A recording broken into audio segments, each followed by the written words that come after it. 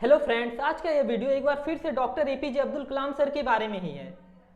आज के इस वीडियो में मैं doctor APJ Abdul Kalam sir के जीवन से जुड़ी हुई कुछ महत्वपूर्ण बातों को आपके साथ शेयर करूंगा, जिसे आपने शायद ही पहले कभी सुना होगा। क्या दोस्तों, आप लोग जानते हैं कि स्विट्जरलैंड एक देश है जहां पर 26 मई 2006 को एपीजे अब्दुल कलाम सर गए थे। तो वह देश प्रत्येक वर्ष 26 मई को साइंस डे के रूप में सेलिब्रेट करता है, क्योंकि वो doctor APJ Abdul Kalam sir को सम्मान दे सके। इतना ही नहीं दोस्तों, यूएनओ यूनाइटेड नेशंस ऑर्गेनाइजेशन एक इंटरनेशनल संस्था है जो प्रत्येक वर्ष उनके जन्मदिन यानी 15 अक्टूबर को वर्ल्ड स्टूडेंट डे के रूप में सेलिब्रेट करता है, जो कि हमारे देश के लिए बहुत ही गर्व की बात है। आइए दोस्तों, एपीजे अब्दुल कलाम सर के बारे में जानते हैं। दोस्तों, आप लोग जानते हैं कि एपीजे अब्दुल कलाम सर का जन्म 15 अक्टूबर 1931 को तमिलनाडु के एक छोटे से गांव रामेश्वरम में एक गरीब मुस्लिम परिवार में हुआ था। उनके पिताजी पेशे से नाविक थे और उनकी मृत्यु 27 जुलाई 2015 को हुई थी। तो दोस्तों, क्या आप लोग जानते हैं कि जब एपीजे अब्दुल कलाम शुरुआती जीवन में स्कूल जाया करते थे तो वो रामदास शास्त्री के साथ फर्स्ट बेंच में बैठा करते थे, जो कि वहाँ के शिक्षक को पसंद नहीं था। और उनके शिक्षक ने एक बार उन्हें कह दिया कि तुम एक मुस्लिम होकर एक पुरोहित छात्र के साथ बैठते हो, जाओ तुम क्लास के आखिरी बेंच पर बैठो। तभी एपीजे अब्दुल कलाम सर ने तय किया कि मैं आखिरी बेंच में बैठकर ही इतिहास रचूंगा, और उन्होंने ऐसा करके दिखाया। तभी तो आज हम लोग उन्हें याद करते हैं इतने सम्मान से।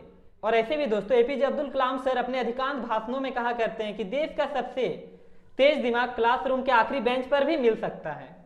आइए दोस्तों, आगे बढ़ते हैं। क्या दोस्तों, आप लोग जानते हैं कि doctor APJ Abdul Kalam sir का परिवार बहुत ही ज़्यादा बड़ा था। वो अकेले ही 10 भाई बहन थे, इसलिए उनके परिवार में हमेशा पैसे की तंगी बनी रहती थी। और doctor APJ Abdul Kalam sir को बचपन से ही पढ़ने का बड़ा ही शौक था, इसलिए उन्होंने महज 8 वर्ष की उम्र में ही काम करने का निर्णय लिया ताकि वो अपने पढ़ाई को जारी रख सके।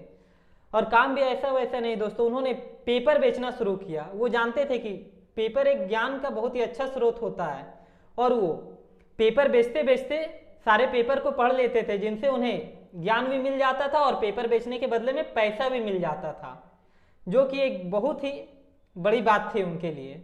और दोस्तों, doctor APJ Abdul Kalam sir की नज़र में छोटा लक्ष्य कोई लक्ष्य नहीं था। उनका कहना था कि हमारा लक्ष्य हमेशा बड़ा होना चाहिए।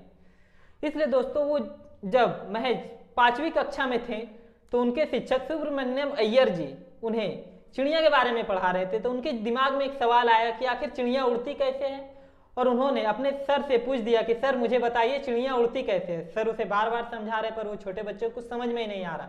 उसका एक ही सवाल था कि सर आखिर चिड़िया उड़ती कैसे है, मुझे बताइए, मुझे समझ में नहीं आ रहा।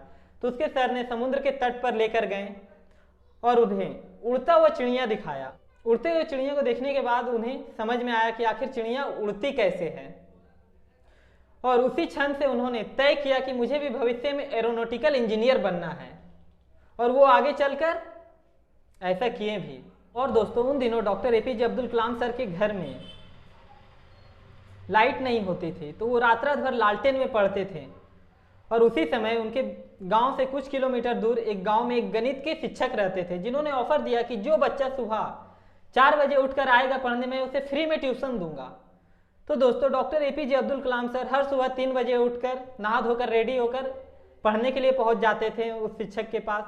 क्योंकि उनके पास पैसे का अभाव था, वो ट्यूशन फी नहीं दे सकते थे, तो फ्री में क्लासेस लेने के लिए वो प्रतिदिन पहुंच जाते थे सुबह 4 बजे।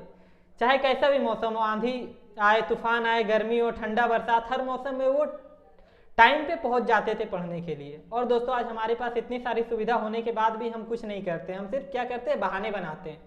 हमसे नहीं होगा, आज नहीं करेंगे, कल करेंगे, परसों करेंगे, बट हम कुछ नहीं करते हैं। तो दोस्तों, ये थी doctor APJ Abdul Kalam sir की शुरुआती शिक्षा की कहानी। अब बारी आती है हायर स्टडी की। तो दोस्तों, जब doctor APJ Abdul Kalam sir higher study के लिए अपने स्कूल गए तो उन्होंने पहले ही दिन गलत क्लास में एंट्री कर दिया। उन्हें मैथ के क्लास में जाना था और वो किसी और क्लास में चले गए। तो उनके मैथ के टीचर ने उनसे कहा कि जब तुम मैथ का क्लास ही नहीं ढूंढ सकते तो तुम क्या पढ़ोगे मैथ। ऐसे डांटते हुए उनसे कहा और उनकी बेइज्जती की। दोस्तों, ये बात जो है doctor APJ Abdul Kalam sir के दिल में लग गई, और उन्होंने मैथ में बहुत मेहनत किया। और जब रिजल्ट आया तो उन्होंने 100 आउट ऑफ 100 स्कोर किया, सभी को चौंका दिया। मैथ के शिक्षक भी सोचने लगे कि आखिर कोई बच्चा 100 आउट ऑफ 100 कैसे ला सकता है।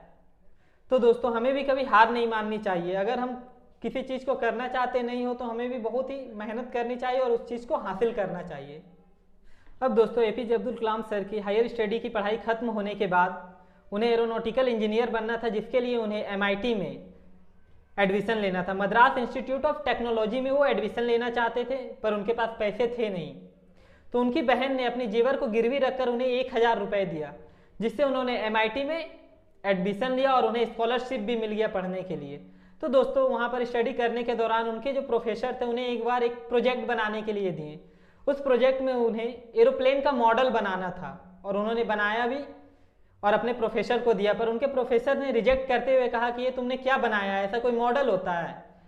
तो एपीजे अब्दुल कलाम सर कहें ठीक है सर, मुझे आप 1 महीने का वक्त दीजिए, मैं फिर से दूसरा मॉडल बना कर दूंगा। तो उनके प्रोफेसर थे जो उन पर बहुत ही गुस्सा गए और कहें कि अगर तुमने 3 दिन में दूसरा नया मॉडल बनाकर नहीं दिया तो मैं तुम्हारी स्कॉलरशिप छीन लूंगा। अब doctor APJ Abdul Kalam sir बहुत ही घबरा गए, क्योंकि वो एक गरीब परिवार से बिलोंग करते थे, उनके पास उतने पैसे नहीं थे। अगर स्कॉलरशिप छीन ली जाती तो वो स्टडी नहीं कर सकते। तो उन्होंने 3 दिन ना खाया ना पिया, लगातार रात दिन मेहनत करते रहे और एक ऐसा मॉडल तैयार करके अपने प्रोफेसर को दिया कि उनके प्रोफेसर बहुत ही ज़्यादा खुश हो गए और उन्हें कहा शाबाश, तुमने बहुत ही अच्छा काम किया है।